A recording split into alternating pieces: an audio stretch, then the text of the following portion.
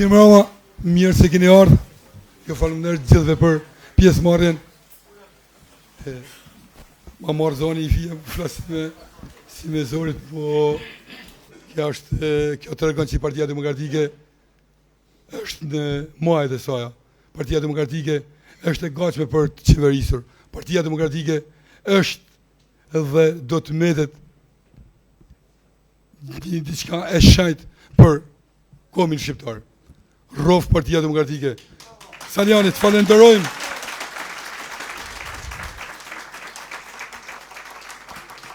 Saljanit, falenderojmë për këtë nisëm të guximshme, sepse mes hienave duhet guxim.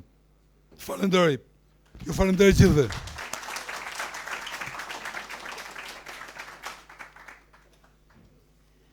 Me mbrëma, të nderuar demokrat e demokrate, unë jam Valbona Mhilli, gazetare në profesion dhe antare kryesie e Forumit Rinor të Partisë Demokratike të Shqipërisë. Jam një vajzë pukjane, bie një familje të ish përndjekur ish politik, e rritur me vlerat e punës, të ndershmërisë dhe të fjalës së dhënë. Isha vetëm 16 vjeç kur trokita për herë të parë në dyert e Partisë Demokratike, duke I besuar kësaj force politike dhe idealeve të saj. Kam ardhur me bindjen se kjo parti do ishte mjeti për të çuar përpara misionin e të parëve tanë, një mision që fatkeqësisht fati ja u ndërpreu në mes rrugtimin për ajo që mbetet ende e papërmbushur. Kam qenë pjesë e çdo aktiviteti të Partisë Demokratike, shpesh në krye të organizimit e në çdo protestë dhe në çdo aksion opozitar, pa menduar pasojat edhe orarin e kthimit në shtëpi. Krahas impenjimit tim profesional, nuk ka munguar kur angazhimi im politik, pasi këtë e shoh si detyrë. Por sot duhet të themi me ndershmëri. Prej 18 vitesh në Partinë Demokratike kanë mbetur pothuajse të njëjtët drejtues strukture, të njëjtët mendësi dhe I njëjti model I mbyllur vendimarrjeje. Hapësirat për të rinj kanë qenë kufizuara, shpesh formale, pa mundësi reale për të ndikuar dhe për të drejtuar. Sot jam këtu në këtë takim jo për të përfaqësuar dikë, po për të folur hapur dhe me ndershmëri edhe pa frikë. Partia Demokratike nuk mund të riformatohet pa meritokraci, transparencë edhe guxim moral. Sot më shumë se kur, kjo parti ka nevojë për energjinë të cilët vetëm ne, të rinjt, mund t'ja japim Partisë Demokratike. Ndërkohë, situata e vendit është e trisht dhe shumë alarmante. Shqipëria po përballet çdo ditë me skandale të qeverisë, me korrupsion të shfrenuar, me largim masiv të rinjve dhe me një shtet që po bie më shumë çdo ditë në pushtetin e krimit dhe interesave të palishme. Institucionet janë dobësuar, besimi I qytetarëve është thyer dhe shpresa po zbehet. Pikërisht për këtë arsye ne jemi sot të gjithë së bashku këtu. Jo për të heshtur, por për të luftuar, për të denoncuar çdo skandal, çdo padrejtësi dhe çdo lidhje që e cila është lidhur me krimin. Jemi këtu për të qëndruar përballë kësaj qeverie dhe për të larguar sa më parë nga pushteti, për t'i dhënë vendit një alternativë të ndershme dhe demokratike. Dua t'ju drejtohem të rinjve të Forumit Rinor të Partisë Demokratike. E në veçanti atyre të rinjve si puna ime që si sot e shumë vite më përpara erdha një vajzë fare e vogël në Partinë Demokratike. Me shumë prej jush ne njihemi, me shumë prej jush kemi bërë betejë të mëdha për Partinë Demokratike. Ju keni ardhur, jeni drejtuar së bashku me degën drejt Tiranës, pa menduar edhe ju kthimin në shtëpi, e pa menduar se çfarë mund të ndodhte rrugës, keni qenë kurajoz, disa prej jush keni përfunduar aty ku kemi përfunduar të gjithë, në përkomisariate, dhe të dënuar dhe të përsekutuar nga kjo qeveri. Nuk jemi mbledhur për të fshehur disa të vërteta të Partisë Demokratike, por për ta thënë ato me guxim. Partia Demokratike po kalon një periudhë të vështirë, me probleme të thella strukturore, organizative edhe besimi.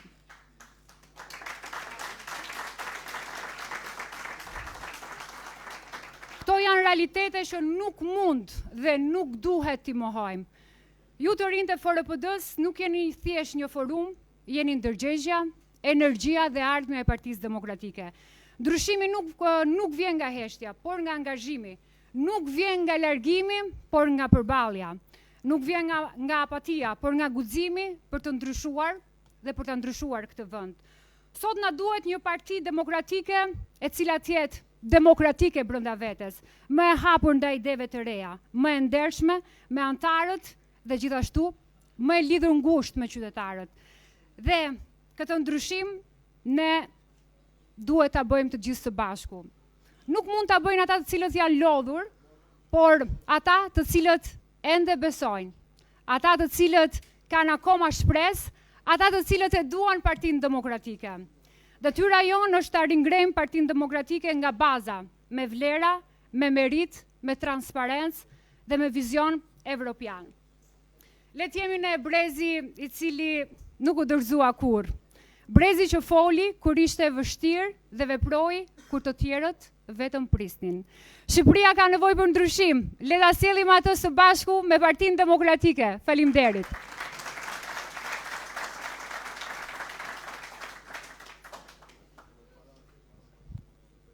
Mirëmbrëma shkodrane dhe shkodrane, të rinj dhe të reja të Shkodrës, të rinj dhe të reja me plot entuziazëm në këtë takim të nisur dhe në këtë takim të katërt të nismës për ringritjen dhe riforcimin e Partisë Demokratike dhe ripërtëritjen e saj, për një shpresë, për një qeverisje të Partisë Demokratike në vitet e ardhshme.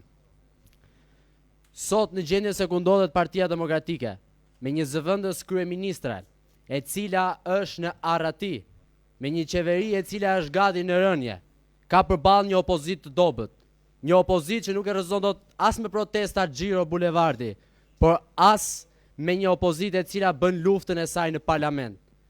Me njerëz të cilët që prej vitit 2013, 2009 apo 2005 janë aty në ato karrige dhe nuk kanë bërë asgjë për Partinë Demokratike dhe për të rinjt e Partisë Demokratike. Sot e kësaj dite Partia Demokratike e vuan vetëm nga 3 gjëra: figurat konsumuara, njerëz që përjashtohen sepse thonë një mendim kundra dhe gjithashtu një mungesë riorganizimi dhe një analize të thellë pas çdo palhumbje të zgjedhjeve. Ervin Saliani e nisi këtë për të ringritur Partinë Demokratike si një figurë e re, si një figurë e cila ka treguar se fiton në çdo zgjedhje elektorale.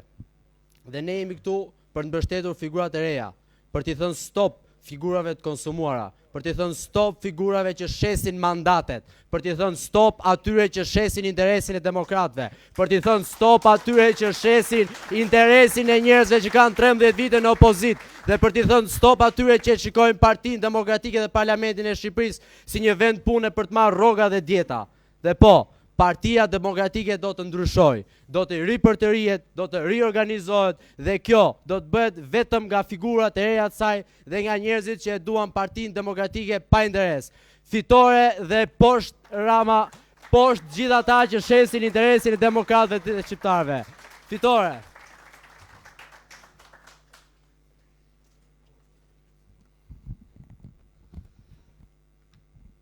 Të nderuar demokrat dhe demokrate, të nderuar qytetar të Shkodrës, ndjen thellësisht i nderuar që kam mundësinë të flas sot përpara jush, në këtë qytet simbol të lirisë, të dijes dhe të rezistencës qytetare. Për ulem me respekt përpara historisë tuaj, zgjuarsisë tuaj dhe kontributit të jashtëzakonshëm që Shkodra dhe shkodranët i kanë dhënë Shqipërisë ndër shekuj, në politikë, në kulturë, në mendim të lirë dhe në përballje me çdo padrejtësi. Në Shkodrën e njerëzve punëtor, në Shkodrën e njerëzve plot sens humorizmi, në Shkodrën e njerëzve të vështirë për t'i fituar besimin, por kur e arrin, fiton mish për gjithë jetën. Në Shkodrën e Luish Gurakuqit, në Shkodrën e Ernest Koliqit, Migjenit, Kolidromenos, Marin Barletit, Prek Çalit, Pjetër Abnorit, në Shkodrën e martirëve të lirisë dhe të besimit, atë Anton Harapit, Don Drez Zadejës, Baba Faja Martaneshit, Hoxha Hafiz Ali Krajës, në Shkodrën e heronjve të 2 prillit 1991, Arben Brocit, Besnik Çekës, Nazmi Kryeziut, Bujar Bishanakut, në Shkodrën e Kalas së Rozafës, por jo të Rozafës së Gjergj Lusës. Të nderuar qytetar, pas 13 viteve të një regjimit gjatë e rënues të Edi Ramës, Shkodra sot ndodhet përballë pasojave të rënda që ky model qeverisë ka sjell.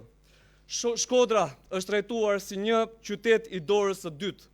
Investimet e rëndësishme janë përqendruar kryesisht në Tiranë, duke lënë pas dore zhvillimin e zonës. Rinia po largohet masivisht. Mungesa e mundësive dhe perspektivës ka zhdukur shpresën për të ndërtuar një të ardhmen në Shqipëri. Siguria publike është në gjendje alarmante, ju e dini më mirë se sa unë. Krimi i organizuar është bërë më i fuqishëm se shteti, vrasjet janë shtuar, ndërsa bandat kanë shtrirë kontrollin mbi institucionet, si bashkit, hipotekat, tatimet, madje edhe mbi policinë e shtetit, duke emëruar drejtuesit e policive lokale. Kjo situatë ka dëmtuar rënd imazhin e Shkodrës, një qytet me histori, me kulturë, me vlera, duke e zëvendësuar atë, me kronika krimi, me atentate, me trafik droge, me kërcënime për blerje votash, vjedhje pronash dhe kandidat të sponsorizuar nga krimi. Shteti i Edi Ramës është bërë një me krimin. Për Edi Ramën, shteti fitohet me bandat dhe bandat kontrollojnë shtetin. Kryetari i Bashkisë Shkodër, Benet Beci, u zgjon me një mbështetje të qartë nga grupet kriminale, me kërcënime, me shantazhe, në jetë, në karrierë, në biznes. Fakt sot është që s'pak, po e vërteton këtë. Për këtë, ne kemi menduar t'i ofrojmë dhe falas një nga ambjentet tona në burgun e qytetit Durrësit. Nëse ka dëshirë, mund ta vëmë një qeli me Erion Velien. Të nderuar demokrat,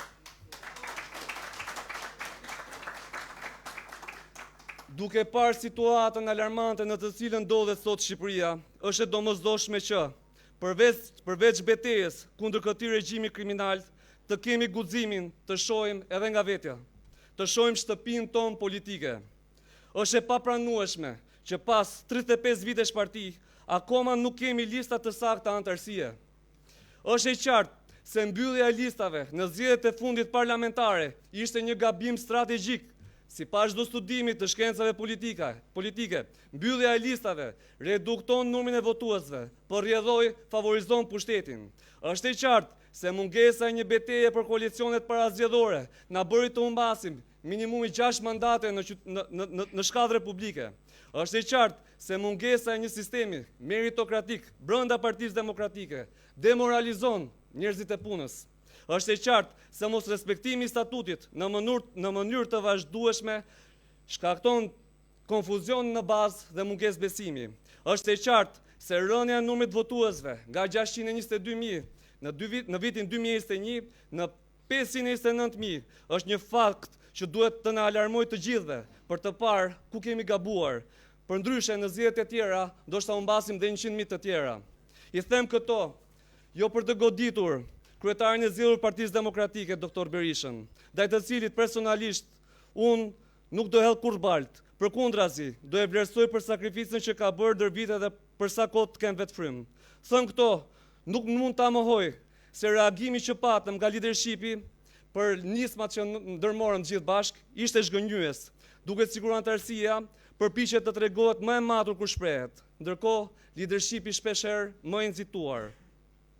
Thirrjes tonë për të hapur një proces bisedimi në PD, ju përgjigjen me akuza, se ne nuk i kemi diskutuar këto brenda Partisë Demokratike. Në fakt, kjo nuk është e vërtet. I kemi diskutuar pothuajse në çdo mbledhje dege, në çdo mbledhje kryesie, në çdo foltore, në takime publike, në shkrime publike, i kemi tentuar gjitha metodat e mundshme për të transmetuar idetë që ne i diskutonim çdo ditë në bazë, dhe të merreshin vendime sa më mirë dhe në mënyrë sa më të shpejtë mundshme për ta përmirësuar situatën e Partisë Demokratike. Thirrjes tonë për të reformuar partinë ju përgjigjen me akuza dhe përjashtime, me qëllim për të na demoralizuar. Është e pamundur që të realizohet kjo. Kjo pasi ne vim nga shkolla politike, dhe jemi bashkëkollëtar të profesor doktor Sali Berishës, dhe kjo shkollë na ka mësuar të mos dorëzohemi kurrë. Të nderuar demokrat, është e qartë se shqiptarët e shohin Edi Ramën si pushtues dhe si ajdut. Po dhe ne duhet ta kuptojnë se ata presin prej nesh një parti demokratike ndryshe, një parti demokratike europiane në vizion dhe në sjellje, një parti demokratike me ide të reja që mund ta ndryshojë realisht shoqërinë, një parti demokratike me emra të rinj dhe me energji të freskët, një parti demokratike që funksionon si një makineri e mirë koordinuar, me rregullat të qarta dhe drejtim transparent për antarësinë, një parti demokratike që është makinë patriotike në shërbim të interesit të Shqipërisë dhe jo në shërbim të interesave personal të individëve. Një parti demokratike bashkuar në një shtëpi me parime drejtësie që na udhëheqin, një parti demokratike të vërtet, të lirë, vizionare, meritokratike, një parti demokratike, si që ndërruan themeluesit e saj 35 vite më parë, antikomuniste, demokratike, që beson tek vlerat e individit, tek tregu i lirë, tek integrimit euroatlantik, me shtet të së drejtës, patriotike dhe me besim në Zot. Zoti i bekoft të gjithë demokratët e lirë, Zoti i bekoft të gjithë opozitarët e vërtet, Zoti i bekoft të gjithë patriotët shqiptarë kudo ndodhen, Zoti i bekoft të gjithë shqiptarët e drejt kudo që janë dhe kanë guximin të thonë vërtetën sa që mendojnë atë.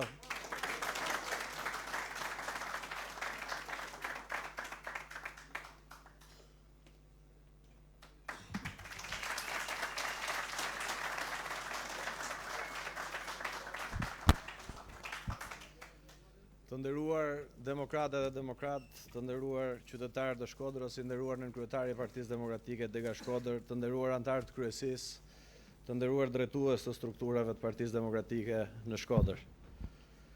Gjatë ditës së djeshme, ju po edhe thuajse gjithë demokratët jeni ndeshur me një mesazh që tani më është bërë rutinë në çdo takim që ne zhvillojmë me demokratët.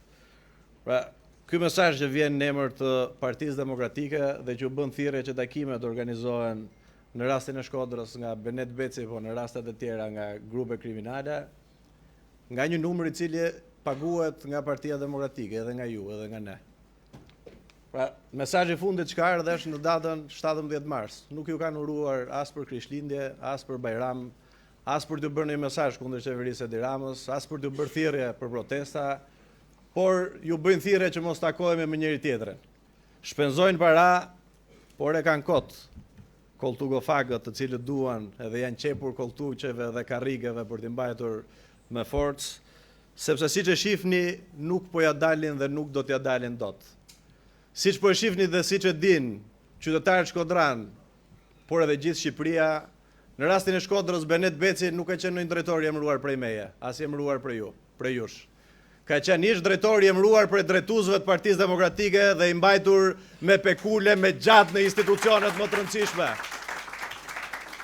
Dhe ne këtë jemi duke thënë në çdo cep, në çdo anë, në çdo qytet, në çdo fshat më pas, që gabimet që ka bërë Partia Demokratike kanë bërë që Partia Demokratike të jetë sot gjendjen që është, për shkak të emërimeve të padrejta, për shkak të mos promovimit të drejtuesve të partisë, që kanë sakrifikuar dhe sakrifikojnë për Partinë Demokratike, po për shkak të emërimeve nepotike dhe me lidhje familjare, siç është rasti i të pandehurit Benet Beci, që nga drejtori i Partisë Demokratike sot është kryebashkiak i Partisë Socialiste dhe pa guxojnë që ta përmendim.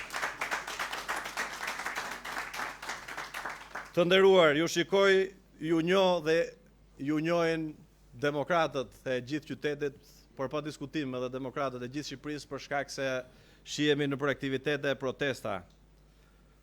Po rrogtarët e Partisë Demokratike nuk ju njohin, nuk duan t'ju shohin, nuk duan t'i shohin sallat plot, që mbushen jo prej nesh, jo vetëm prej meje, por prej pakënaqësisë që ka çdo demokrat që kontributin, që sakrificën, që meritën që i takon dhe rregullat e lojës që i kërkon të përcaktuara dhe janë të shkruara në statut, i merren edhe idhen në kosh të plerave. Ju e dini që koltugofagët të fiksuar mbas karrigës mendojnë se na bëjnë presion, mendojnë se ju bëjnë presion duke ju thënë 1000 çuditëra, siç i keni dëgjuar në publik, siç i keni parë në mesazhe. Personalisht presionin nuk e njoh. Nuk më bën dot presion as njerëz shumë më të rëndësishëm se këta, nuk më ka bërë dot presion as Edi Rama duke u përballur edhe në burg aty ku vendosi regjimi, dhe shumica e njerëzve të cilët përballë regjimit cilën si Lepurusha dhe përballë demokratëve duan të tregohen sikur janë tigra, e kanë gabim. Nuk të bën rroga, nuk të bën privilegje, nuk të bën mungesa e meritës, të bën vota, të bën përballja, të bën sakrifica, të bën qëndresa, të bën të dëgjuarit e shqetësimeve të demokratëve.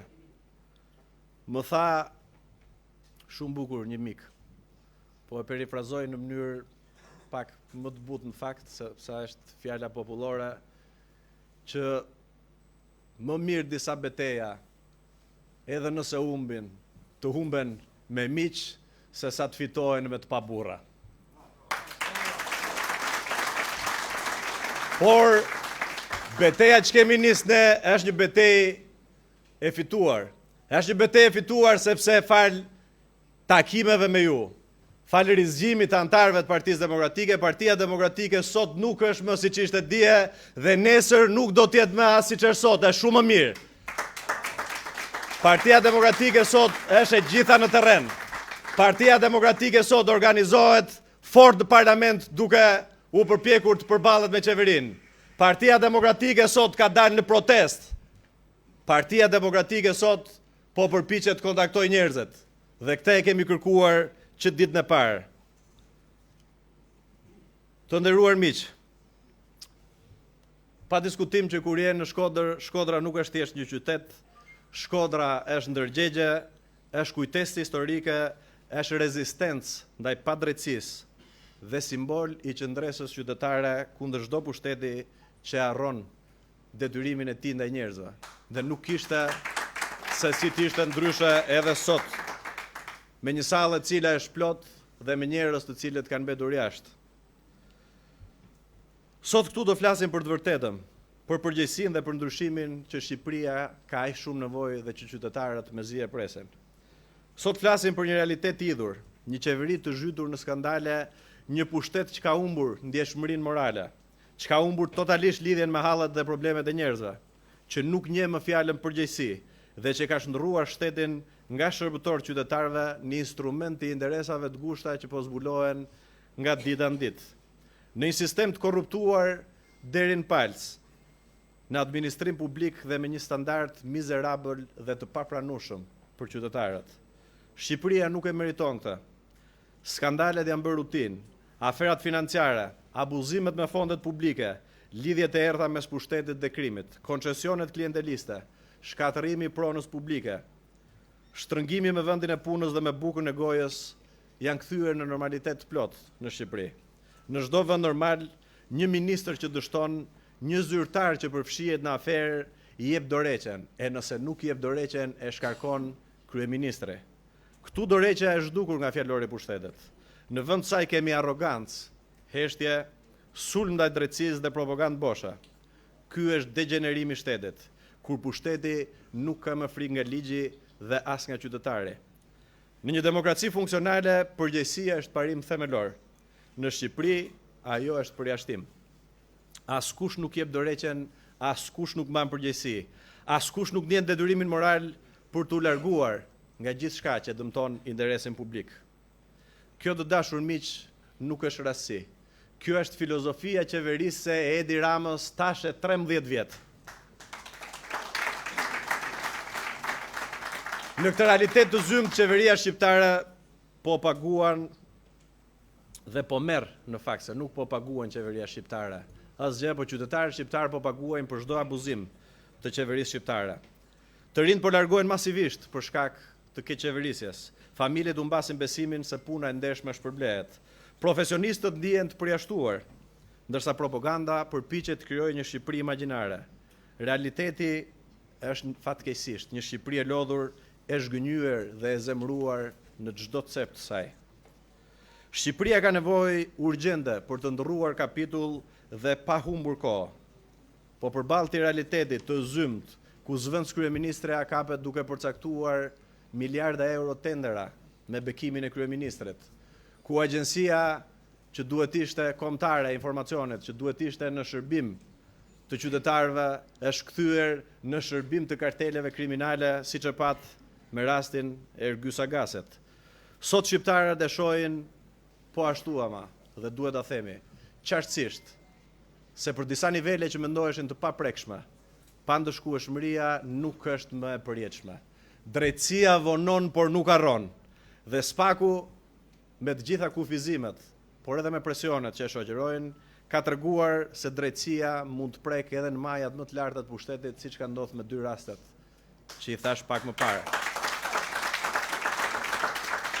Ai po tregon me fakte pavarësinë e tij në disa nivele. Dhe kjo është një shpresë e madhe për shoqërinë shqiptare që në çdo rast kur një strukturë specializuar siç është SPAK-u duhet mbështetur dhe duhet thënë e vërteta ashtu siç është. Por duke thënë këtë duhet ta themi po ashtu pa ekuvok. Struktura e posaçme antikorrupsion dhe gjykata, GKK-ja, gjykata e posaçme kundër korrupsionit dhe krimit organizuar nuk mund ta zvendçojë kurse si përgjegjësinë politike. Drejtësia gjykon faktin, ndërsa politika ndërgjegjen. SPAK-u nuk jep dorëheqje në vend kryeministrit. SPAK-u nuk merr dot vendime politike.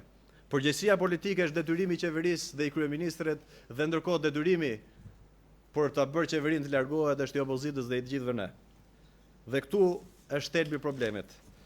Edi Rama mban përgjegjësi direkte politike për çdo skandal të ndodhur gjatë qeverisë së tij. Është Edi Rama ai që mban gjithë fijet e pushtetit të lidhur nga grupet kriminale, të çdo zyrtar i korruptuar që tani më janë bërë me qindra. Ai mban përgjegjësi për zyrtarët që ka zgjedhur, për ministrat që ka zgjedhur, për koordinatorët që zgjedh, për lidhjet me krimin, për arrogancën me cilën i përgjigjet kritikës, për faktin që asnjë skandal nuk shoqërohet me akt moral, me dorëheqje, me reflektim, me kërkim falje ndaj qytetarëve. Një kryeministër që nuk mban asnjë lloj përgjegjësie për ekipin e tij nuk është udhëheqës. Ai është thjesht përfitues. Pushteti i tij që nuk vjen nga morali, por është imoral dhe pa përgjegjësi, është rreziku më i madh i demokracisë shqiptare. Dhe siç e pat ju dhe gjithë qytetarët shqiptar, administrata amerikane e presidentit Trump po kalonte një akt në Kongres ku së shpejti do të godiste edhe më shumë të gjithë zyrtarët e lartë të çdo vendi, të cilët e bën një demokraci jo funksionale, të cilët nuk lehen që pushtetet të jenë të ndara, fiks si gjas me demokracia apo stabilokracia e Edi Ramës, ku gjithçka dhe të gjitha institucionet i nënshtrohen vullnetit të një individi të vetëm. Po për këtë do të jemi këtu dhe do të presim dhe do të shohim. Por sot duhet jemi të sinqert edhe me veten tonë. Shqipëria nuk ndryshon dhe është e pamjaftueshme nëse Partia Demokratike nuk reflekton dhe nuk ndryshon për ta rrëzuar Edi Ramën. Shqipëria nuk ndryshon duke rikthyer politikat vjetra, metodat vjetra, figurat konsumuara dhe mentalitete që i kanë zhgënjyer qytetarët që shumë vite më përpara. Duhet thënë qartë, e vjetra ka dështuar.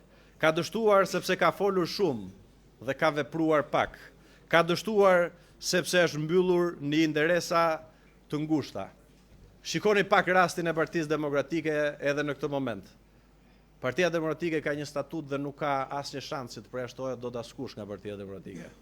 Po për shkak se zyrtarëve të Partisë Demokratike, rrogtarëve dhe përfituesve të Partisë Demokratike, nuk ju vjen mirë që funksionin që kanë ta mbajnë me punë, por e duan ta mbajnë me marifete edhe qyl, nxjerrin edhe shpikin terma që nuk ekzistojnë.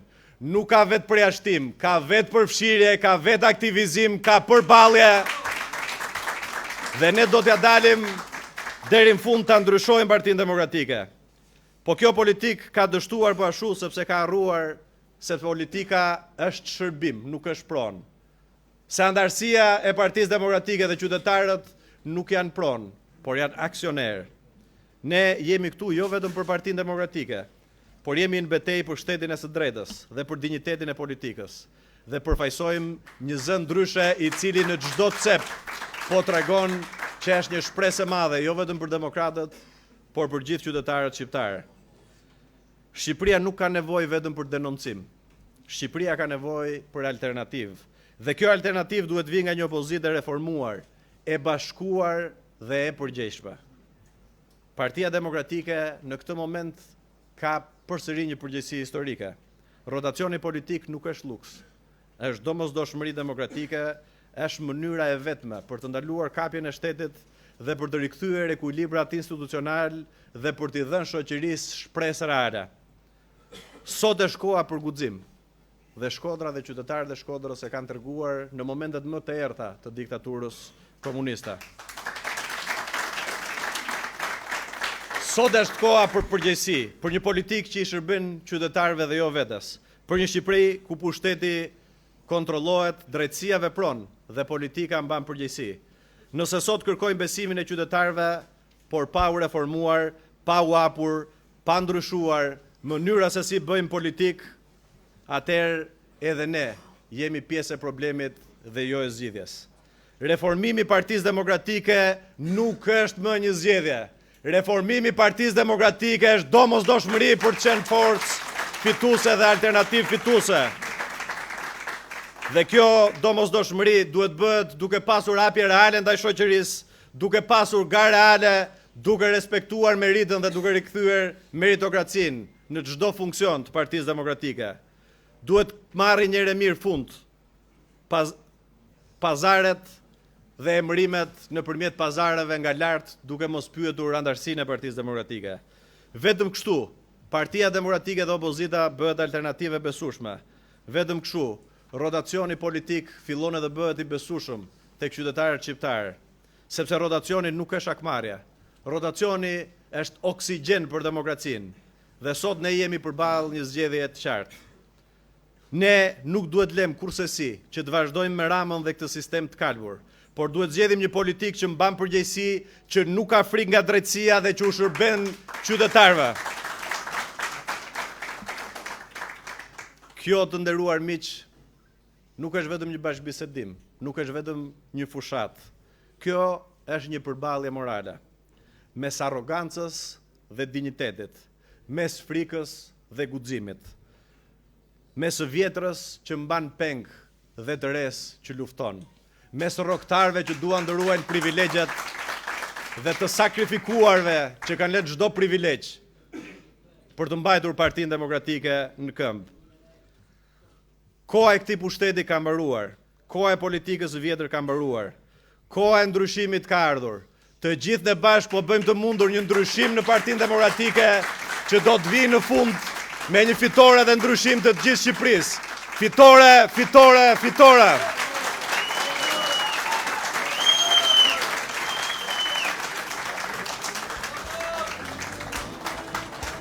Duhet thëmë diçka. Meritat, mirënjohjet, i meritojnë ju që jeni këtu.